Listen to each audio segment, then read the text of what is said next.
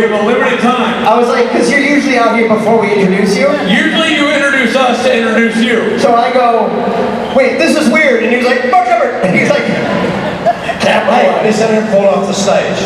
I had to jump on the opportunity there. Mark, how are you, buddy? Good, brother. So what's going on tonight? Robert? tonight, Mark, we have the Saturday night special. What? It's a concert in which we take center stage and we play a loud, swaying show. However, there are special guests throughout the night. Tell me more. Including, but not limited to, Richard Spade Jr. and Mark Sheppard.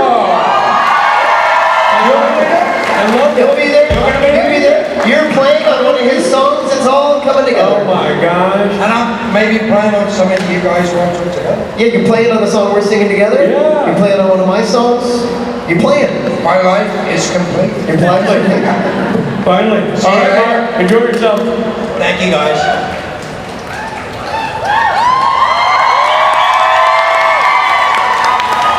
They just get no respect anymore. How you doing?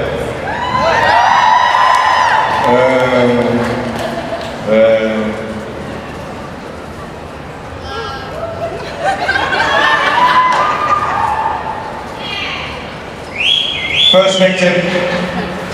Hi, as a Doctor Who fan, I just wanted to know how was working with Matt Smith? You what? Yeah. Not anymore, really, but yeah, I was.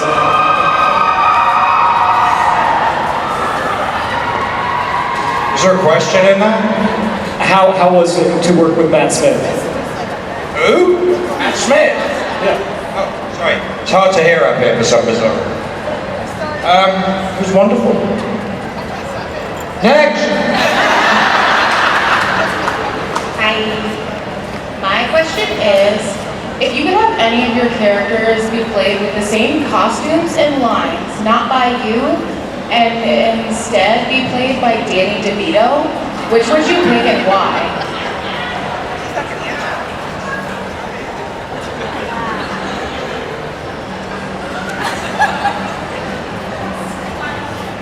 What is wrong with you?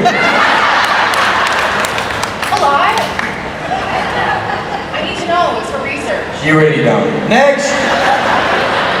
Hi Mark, how you doing today? I'm doing well. Fantastic. I just wanted to thank you because I took something out of your at BostonCon that was really interesting to me, and you told us that we accomplish all this stuff, and maybe we get our inspiration from you, but it's us who do it. And we love your inspiration, and we love how you encourage the SPN family, and I just wanted to say thank you. Thank you. See, there you go. That's the proper way to address it. Where are you going? Where are you going? Sit down. God damn. Come in and take. Just don't want to give. You're rearranging the furniture for some reason? Comfort. Nice bag. What? Hello. So I have seen you both on Supernatural as Crowley and on Battlestar Galactica as Ronald Lincoln, and I was wondering whether you liked working in the more sci-fi environment more or the more supernatural. Same thing. Really is the same thing. I think the fun part about the shows that I love doing is that they're all of a genre which is essentially fantasy, or what if, and I think that's where the stories are. And I enjoy doing it. I enjoy the telling of stories in that way. Cool. Next! Hi, Mark. Well, this is going fast, I love it.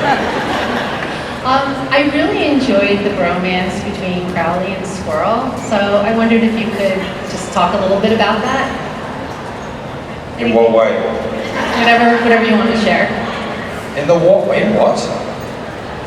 The bromance. The bromance? Right. I love the bromance. I was there. Well, what about it? What did you like about it? It was fun. It was sweet. We saw a side of Crowley we hadn't really seen. I really think they should have gone on for about another season and a half with that. It would have been amazing. Yeah. I mean, I just remember laughing so hard to I'm too sexy for my shirt. I lost it. But the whole bar scene era and the motels and stuff. It was really fun. But it was cool. It was a good thing. I think the network got really scared of the idea of making Dean a bad guy in any way and just sort of panicked about it. So it sort of ended abruptly. It was a lot of fun to do. Very specific questions. Go on. Okay, so speaking of like really specific questions, I'm gonna be referencing that one scene with you and Jim Beaver in The Kiss. So how was that from your perspective? It's like that. I can't hear shit. Oh, sorry.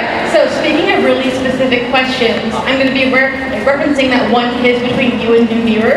That's like, I don't know, kind of well known in the show. So I kind of wanted to know how it was from like your perspective, acting it out. You mean who? Jim Beaver, like you and Bobby. Who's that Jim? Yeah.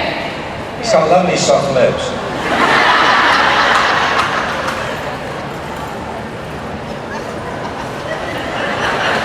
It's going really well, man. I like this. It's the new Mark. It's the, what do you want? What do you want it? Right, whatever. I mean, yeah, I mean, you know, I kissed a guy under the crossroads in my first episode. Yes. So, sort of, as far as we were concerned, it was a done deal, it's no big deal. See, you know, whatever, it happened that way, etc. Very interesting story, I'll tell you about it sometime, can't be bothered right now, so. I said, when they told Jim that he was going to be kissing me, I mean, intellectually it had no problems at all for him. It was, but as we got closer to the kiss, it got more and more stressful for the poor man. So it did not help that we shot it on 3 cameras, about 600 iPhones, and made the kiss last for about 10 minutes. So, all for a gag on my iPhone. It was my iPhone it was taken. But this is a lovely soft lips.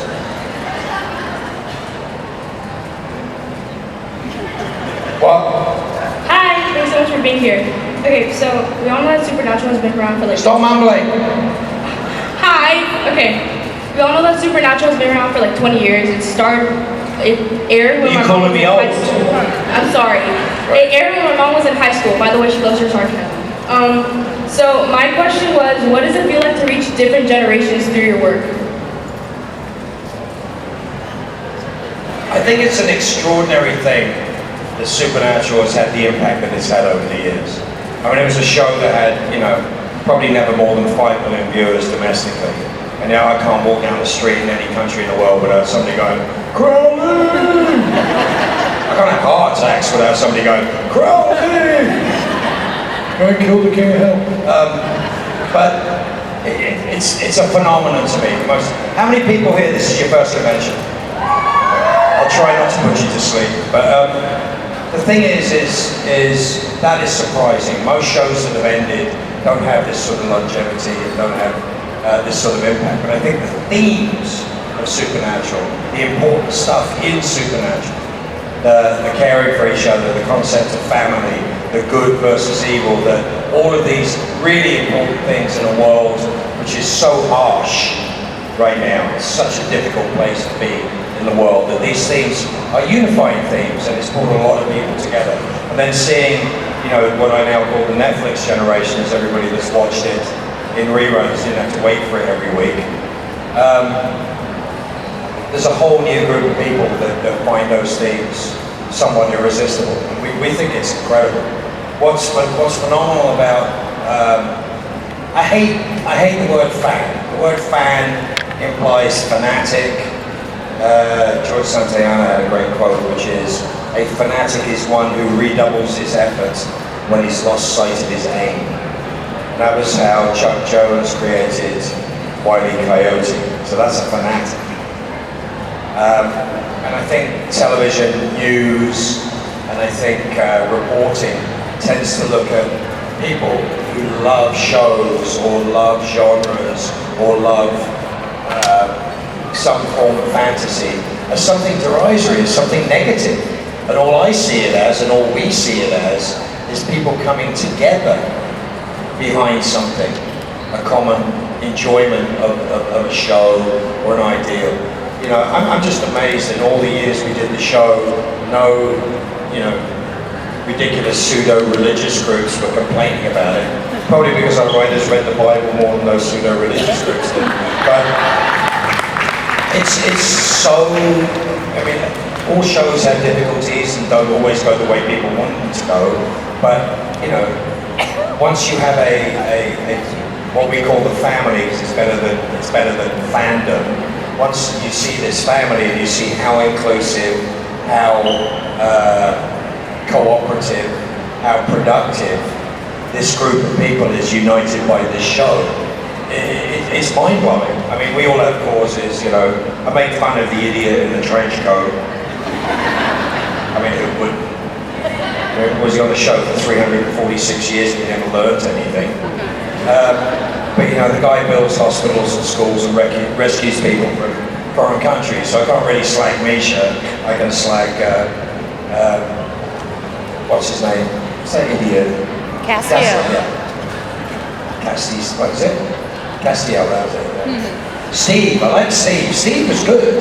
Steve actually did something, served people and actually helped them. Castiel just screwed everything up for all those years.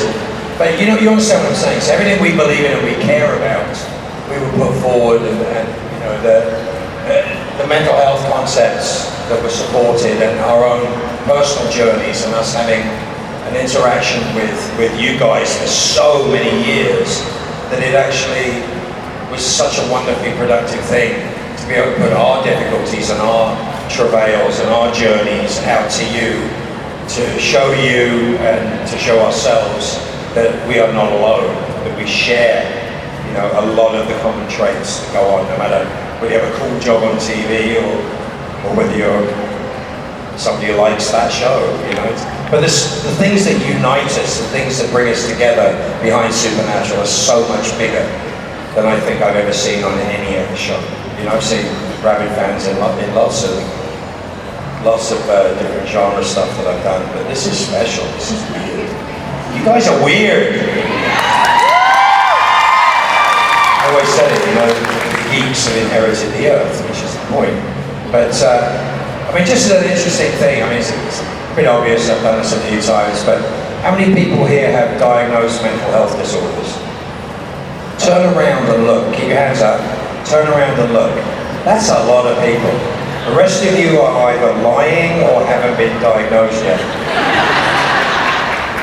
But the thing is, that to me is unbelievably special.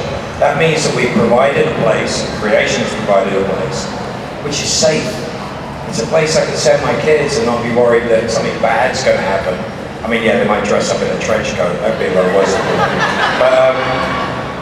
But you know what I'm saying? It's like this is an incredibly safe haven in a world that's not an incredibly safe haven. So I'm so proud of that. I'm so proud of you guys and the fact, I've always said this, that there's no better place to have a panic attack or an anxiety attack than a Supernatural convention. You know, 7,000 people will run towards you. Somebody very loud will go, "Give them space!" And then we'll take care of it, you'll be fine. But it's very, very important. I think this is a phenomenon. I think it's a beautiful thing. And I enjoy it greatly. Who's next? Hey.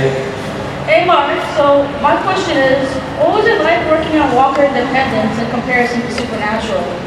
Well, completely different show, completely different story, completely different characters and different actors. The food was better. And we were in Santa Fe, New Mexico, as opposed to beautifully wet Vancouver. Anything else? I didn't have that tall idiot as well, and the other one. He never visited you? What? He never visited you? Oh no, he was there a couple of times, I just ignored him.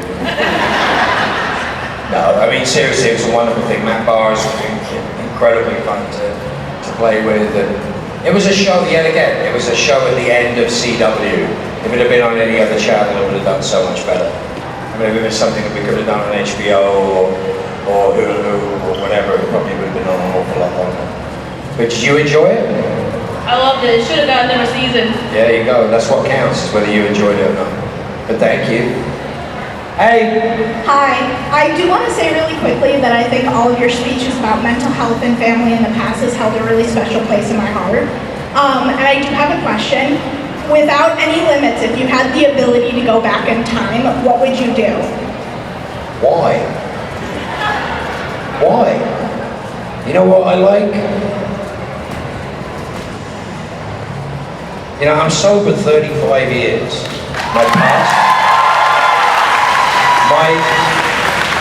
My past is a tool. My future is unknown. Me being able to cope with the present without heroin, alcohol, or any of those other things, that's the struggle. So me being comfortable with right here, right now, is the most beautiful and wonderful thing. Changing it? I wouldn't change any of it. Heart attacks hurt. I still wouldn't change it. You know? Births, deaths, marriages, all those things, they're all part of life. It's all part of what it is. Changing it? No interest at all. The journey's been spectacular and I've enjoyed it thus far. Hope to get to do more of it. That's the trick. But right here, right now, is everything. Hard. It's not always easy to live in right here, right now. But it's essential. I cannot live in the future or the past. Just the way I'm wired, I guess. What do you want? I think I met you about 2 times already. One in NJCon and one at Puerto Rico Comic-Con. I was with my mom. Yeah, I remember you. I was with my mom. I'm having trouble hearing you sometimes. I remember you from NJCon and Puerto Rico Comic-Con with my mom. That was fun. Yeah, I remember. Oh, thanks. No, my question for you is so I'm disabled and I'm trying to find myself and love myself more, but I doubt myself all the time. So how can I love myself and just be me in doing stuff I love to do, like talking about pop culture, what do you do, and what can I do to just not let people, define who I am. That's the most brilliant. The amount of awareness that you have of your struggle and your difficulty is the key to the answer to your question. The problem is I don't know. You can't get self-esteem from anything else but doing esteemable actions. It's the only way you can change the way you feel about yourself is by doing something. The more you put out in life, the Western concept of karma is really stupid. I do something, I get something. The concept of karma that I love, follow me, it's called relax. I've got to also serve the rest of it. So the Western concept of karma is very limiting in the context of I do, I get, right? Tit for tat. Whereas, I'll put it this way, I used to think I felt love by receiving love. I discovered that I feel love by giving love. And that is a very, very strange, of this time and age circumstance. What I get is not what makes me fulfilled. What I give is what makes me fulfilled. So if I participate in the human race and I try to not leave a stain, but leave a little love and a little joy, my life is very different than if I don't. That's the only way I can explain it. So you do what you do and you show up and you just put your heart out there. That's all you do. And today is another day and you try again one more day and you do the best you can, just not to screw everybody up. And I got kids, I try not to destroy their lives, I guess. But